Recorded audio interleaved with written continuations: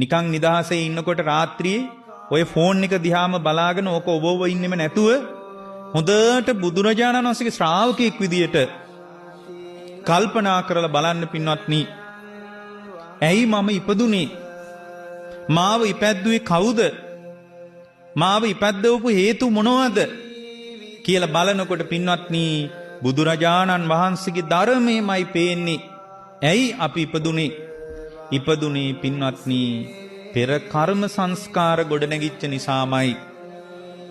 පෙර කර්ම සංස්කාර ගොඩනැගුණු නිසාමයි අපි ඉපදිලා තියෙන්නේ. මොකද මේ අපේ අතින් කර්ම රැස් වෙලා තියෙන්නේ? කවුරු හරි බල කරලාද? නෑ පින්වත්නි, ලෝකය පාවිච්චි කරනකොට ඇහෙන් කනෙන් නාසයෙන් දිවෙන් කයෙන් මනසින් ලෝකේ අහුලනකොට ඒ අහුලගත්ත ලෝකේ තුරුල් කරගත්තේ වටිනවා කියලාමයි. ලෝකේ නම් වටිනවා, මේක නම් අතාරින්න බෑ, මේක නම් මගේමයි, මා තුල මේක පවත්වන්න ඕන කියලා වටිනාකමකින්මයි පින්වත්නි අපි ලෝකේ තුරුල් කරගෙන තියෙන්නේ. ඇයි මට එච්චර වටිනාකම් පේන්නේ? බලන්න පින්වත්නි, සාමාන්‍ය මිනිස්සෙකුට වටිනාකම පේන්නේ නැති, වටිනාකම පේනකොට භික්ෂුවකට වටිනාකම එච්චර පේන්නේ නැහැ. භික්ෂුවකට වටිනාකම පේන්නේ නැහැ. අපි බයයි ලෝකේ වටිනාකම අයින් වුණොත්, අපිට හරි බයක් තියෙනවා ලෝකේ වටිනාකම අයින් වුණොත් ජීවිතේ අභියෝගයට ලක් වෙයි කියලා අපිට බයක් තියෙනවා. පින්වත්නි, වටිනාකම නොපෙනෙන තරමට ජීවිතේ සැහැල්ලු වෙනවා. වටිනාකම පේන ප්‍රමාණය වැඩි වෙන්න පින්වත්නි ඒ ශ්‍රාවකයා තුල අභ්‍යන්තරික පීඩාව හරිම වැඩි. අද මිනිස්සු පීඩාවෙන් ඉන්නේ. බලන්න පින්වත්නි, හොඳ පරිස්සමෙන් ඔබේ හෘද සාක්ෂිය දිහා මොනතරම් පීඩාවක් අභ්‍යන්තරයේ තුල හිර කරගෙනද ඔය ධර්මශාලාවේ වාඩි වුනේ කියලා. පුදුමාකාර පීඩාකාරී අප්‍රමාණ සිතුවිලි ഘോഷාවක් ඇතුලේ තියෙනවා. ඒ සිතුවිලි ഘോഷාව පරිස්සමට යට කරගෙන නේද අදත් මේ ධර්මයට කන් දීගෙන ඔය වාඩි වෙලා ඉන්නේ. පින්වත්නි, අභ්‍යන්තර ഘോഷාව වැඩි උනේ පින්වත්නි වටිනාකම පේන ප්‍රමාණය වැඩි නිසා. ඇත්තටම මිනිස්සු ලෝකයට වටිනාකම් දෙන්නේ ලෝකේ වටින නිසාම නෙවෙයි. ලෝකේ වටිනවා කියලා යාට සිතුවිලි ගලන නිසා. ලෝකේ වටිනාකම් තියෙන නිසාම නෙමෙයි මිනිස්සු ලෝකේ දිහා හැරිලා බලන්නේ. ලෝකේ වටිනාකම් තියෙනවා නම් ඇයි සමහර අය ඒවට වටිනාකම දෙන්නේ නැත්තේ? පින්වත්නි, ලෝකයේ සත්‍ය වශයෙන්ම වටිනවා නම්, ලෝකයේ ඇත්තටම වටිනවා නම් පින්වත්නි ලෝකයට හැමෝම වටිනාකම දෙන්නේ නැත්තේ ඇයි? සමහර මිනිස්සු බරපතල විදියට පදිංචි වෙලා වටිනාකම් දෙනේවා. සමහර මිනිස්සු තඹ දොයිතුවක් අගේ කරනවාද? වටිනාකම් දෙනවද? ඇයි අපි ලෝකයට වටිනාකම් දෙන්නේ? පින්වත්නි, ලෝකයට වටිනාකම් දෙන්නේ ලෝකේ වටිනවා කියලා එයාට සිතුවිලි ගලනවා.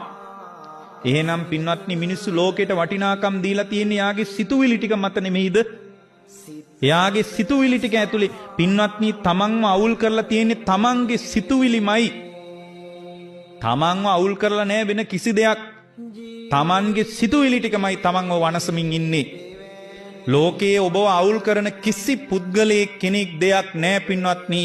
තමා තුල ගොඩනැගෙන සිතුවිලි ටිකම තමන්ව අමාරුවේ වට්ටමින් ඉන්න වෙලාවකයි අපිට මේ බණ ඇහෙන්නේ. අපි දන්නෙත් නෑ අපි ඒ සිතුවිලි ටික නිමාව අනාත කරන්න කියලා. පින්වත්නි, ඔබ තුල පවතින සිතුවිලි ටිකමයි නැවත නැවත ලෝකයට ඔබව එකතු කරලා තියෙන්නේ. ලෝකයේත් එක්ක සංයෝග කරලා තියෙන්නේ. වටිනාකම් සහිතව ඔබට සිතුවිලි ගලන්නේ කුමක් නිසාද පින්වත්නි? සිතුවිලි ගැන අවබෝධයක් නැති මට්ටමට අවිද්‍යාව තුල අන්ධ මන්ද වෙලා ඉන්න නිසායි. මෙන්න මේ විදියට බලනකොට පින්වත්නි තමන්ගේ අභ්‍යන්තරය තුල මොකද්ද මේ වෙලා තියෙන්නේ කියලා පැහැදිලිව පේන්න ගන්නවා. මේ පැහැදිලි දැක්ම නැති තාක්කල් එයා හැමදාමත් ලෝකෙට අභියෝග කරනවා. ලෝකෙ වෙනස් කරන්න හදනවා. අර ඉස්සෙල්ලා කිව්වා වගේ කන විදිය වෙනස් කරලා බලනවා, අඳින විදිය වෙනස් කරලා බලනවා, කොණ්ඩ මෝස්තරය වෙනස් කරලා බලනවා.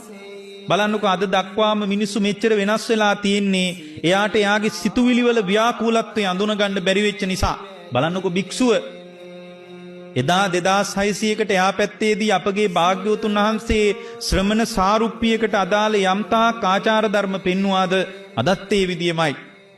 මේ සිවුරේ කඩ ප්‍රමාණී පවා අදත් එමයි. ඕගොල්ලන්ගේ කතාව දිහා බලන්න. ඕගොල්ලෝ කොයිතරම් මෝස්තර වලට වෙනස් වෙලාද? ඕගොල්ලන්ගේ කොණ්ඩ මෝස්තර කොච්චර වෙනස් වෙලාද? ඇඳුම් පැළඳුම් වෙනස් වෙලාද? කතා කරන විලාසිතාව කොච්චර වෙනස් වෙලාද? හැරිලා බලන විදිය කොච්චර වෙනස් වෙලාද? පින්වත්නි, ඕගොල්ලෝ ගොඩාක් වෙනස් වෙලා. ඇයි එහෙම වෙලා තියෙන්නේ? ඕගොල්ලන්ට හිතෙනවා වෙනස් වුණාම ආස්වාදයක් ලැබෙයි කියලා. නමුත් පින්වත්නි, වෙනස් වෙච්ච එක මිනිස්සෙක්වත් සම්තෘප්ති කර ජීවිතයක් ඇතුලේ බැහැගෙන නැහැ. ඉස්සරහටත් බැහැගන්නේ නැහැ. ලෝකේ සිතුවිලි වෙනස් කරපු තැනක තමයි සද්ධාතනික ශාන්තියක් තියෙන්නේ. සිතුවිලි වෙනස් කරනවා කියන්නේ සිතුවිලි වලට අභියෝග කරනවා නොව සිතුවිලි ඇති වෙන නැති වෙන රටාව අවබෝධ කරගන්න එක විතරයි අපි කරන්නේ. සිතුවිලි පාලනය කරන්න යන්නේ අපි. පින්වත්නි, මේ සිතත් සිතුවිලිත් කොහොම පාලනය කරන්නද? පරණ හේතුඵල වලින් හැදිච්ච මේ සිත, පරණ හේතුඵල සහිතව මේ හිතට ගලාගෙන එන සිතුවිලි පින්වත්නි, ඔබයි මායි කොහොම වෙනස් කරන්නද? ඒක අපිට කරන්න බෑ. හැබැයි අපට එක දෙයක් කරන්න පුළුවන්. එකම එක දෙයක් කරන්න පුළුවන්. ඒ තමයි පින්වත්නි, සිතුවිලි වල හැඩය අඳුන ගන්න පුළුවන්. සිතුවිලි ඇති වෙලා නැති වෙලා යන විදිය දකින්න පුළුවන්. සිතුවිලි ඇති වෙලා නැති වෙලා යන්නේ කුමක් මිනිසද, කුමක් නිසා සිතුවිලි හට ගන්නවද කියලා බුදුරජාණන් වහන්සේ වදාළ රටාවට තේරුම් ගන්න පුළුවන්. එහෙම තේරුම් ගන්නකොට මොකද්ද පින්වත්නි වෙන්නේ? සිතුවිලි වලට වටිනාකම ගිහින් ඒවා යථාර්ථයක් බවට, මේ මහ පොළොවේක යථාර්ථයක් බවට පත් කරගන්න කියලා එයා සිතින් කයින් වචනින් වැඩ කරන එක නවත්තනකොට එයා තුල ගොඩනැගෙන කර්මයේ නිරුද්ධ වෙන්න පටන් ගන්නවා.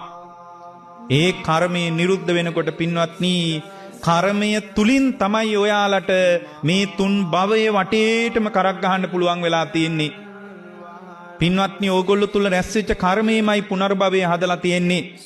ඒ බඳු ආකාරයට කර්මයේ නිරුද්ධ වෙනකොට පින්වත්නි, පුනර්භවය නිරුද්ධ වෙන්න ගන්නවා. පුනර්භවය නිරුද්ධ වෙනකොට පින්වත්නි, මේ ජරා මරණ ශෝක පරිදේව දුක්ඛ දෝමනස් උපායාස වලින් බැටකන මහා පීඩාකාරී ഘോഷාකාරී කතාව නිමා වෙන්න පටන් ගන්නවා. අන්නේ නිමාව වෙනුවෙන් අපි මග බලන්න ඕන.